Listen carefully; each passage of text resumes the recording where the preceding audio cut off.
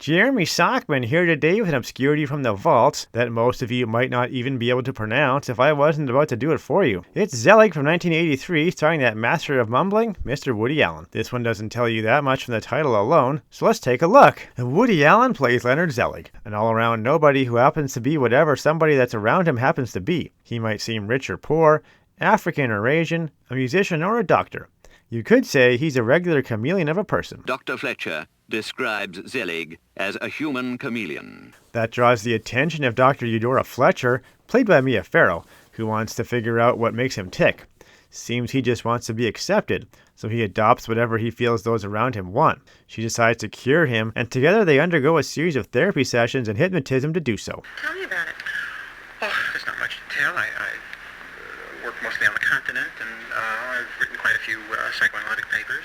I studied a great deal. I worked with Freud in Vienna. Yes, we broke up the concept of penis envy.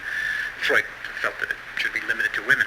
It works. He becomes famous and she falls in love. But he gets opinions, and people come out of the woodwork claiming that he married and or impregnated them. He freaks out and runs away, joining the Nazi party before Eudora rushes off to save him. Spoiler alert. It's the power of love and an upside-down airplane that helps them flee and live happily ever after. Although he wanted to be loved, craved to be loved, there was also something in him that desired immersion in the mass and anonymity, and fascism offered Zelig that kind of opportunity so that he could make something anonymous of himself by belonging to this vast movement.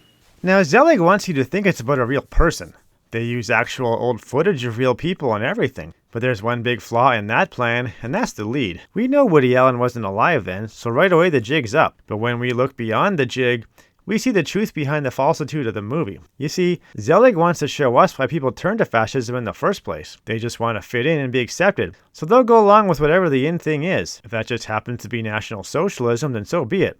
That in and of itself is a pretty astute judgment on Allen's part, but it's how he wraps up this tale that becomes the problem. In the end, it was, after all, not the approbation of many, but the love of one woman that changed his life. When locked into full Zig Heil mode, sporting a uniform and everything, Zelig is only cured by the power of the love of Eudora, coming to his senses and escaping Hitler. Woody, are you saying that we can defeat fascism with just a little peace, love, understanding, and affection? Really? Dude, it wasn't the hippies that won World War II. Love might get you laid, but it's not about to stop a tank. It was really absurd in a way. So in the end, despite being almost a pretty good movie, Woody Allen's Zelig is brought down by an ending with more than just its head stuck in the wacky tobacco clouds. I'm Jeremy Sockman, and I'm giving Woody Allen's 1983 prescription for the cure to the Nazi problem a hard pass. I don't know what to say. There's a brand new dance come up the river. Just jerk your head and shake your liver. You'll do the chameleon. Photos do, you'll make